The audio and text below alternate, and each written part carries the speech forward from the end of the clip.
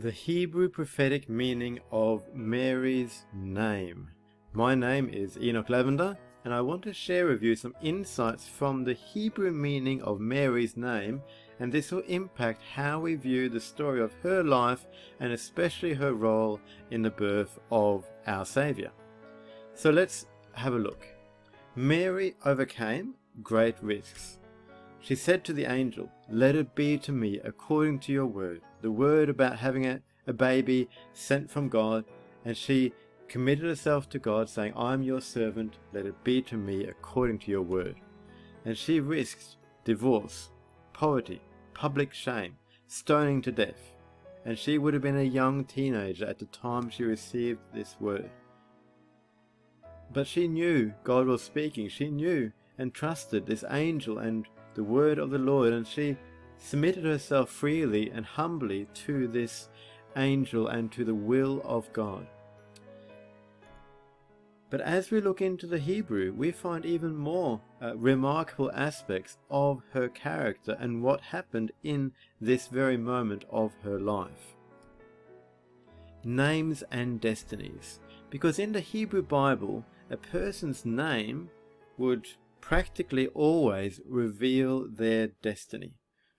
David, his name means beloved. Solomon, his name means peace. David was beloved of God. That's what it especially says. Solomon, he had a peaceful reign, unlike any other. Abraham, father of many nations. We could go on and on looking at the various heroes of the Bible and looking at their names, and their names were connected to and revealed their destiny, their strength, their character. We had some of the bad guys in the Bible, and their names did the same thing.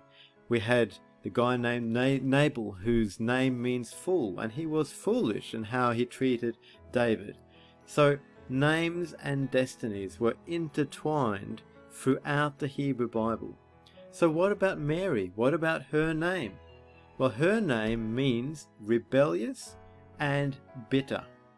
So we know the story of when Israel crossed the Red Sea and they came into the desert, and they finally found some water, and they went to the water and it was bitter, and they called it bitter waters, from the word here Mara. So Mary's name comes from this meaning of rebellious and bitter. Hardly something nice to proclaim over a person. However, I believe Mary overcame this destiny.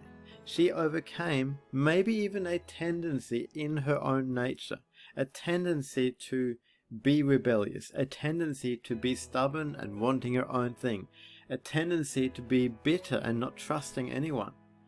Instead, she was so gentle, so sweet, so pleasant, so humble, so obedient. You know, we learn a lot from Mary. And we learn that you don't have to be bound by what others say of you. You don't have to be bound by what they see in you and say, "Oh, you are always so impatient, you're always this, you're always that." But Mary shows us that you can actually overcome that weakness that may be in your own character. You don't have to be overcome by your own weakness. You don't have to be stuck in your past. And through God, I believe we can become strong in the very areas where we are weak. And so Mary became an example of humility and trust. So we learn a lot from Mary's name, and I hope this blesses you as we enter the Christmas season. If you like more teachings like this, please leave a comment with your questions. Please like and share this video, and also visit our website, olivetreeministries.tv.